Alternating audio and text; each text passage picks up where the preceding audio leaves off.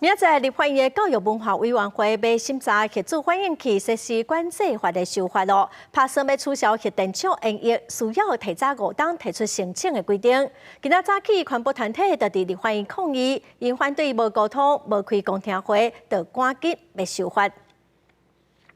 反对合宪原意，拒绝草率修法，拒绝草率修法。提着票据，全团代表集合伫立法院群现楼头前表态反对。礼拜三，伫教育文化委员会特别排审的核子反应器设施管制法修法，全团批评安尼修法无顾到老旧核电厂的安全疑虑。北海华在地居民更加不满一期核废料无法度解决，台湾敢有资格继续发展核电呢？实质上让核废料一直放在北海岸，在这样的情况下，到底有什么资格来跟我们谈研议？全团指出，台电20年前捌评估3座核电厂营业需要开350亿到400亿，有的设备有钱嘛，无一定马上买到。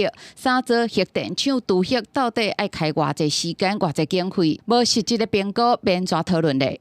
我们要知道能不能研议，必须要有充分的讯息来揭露。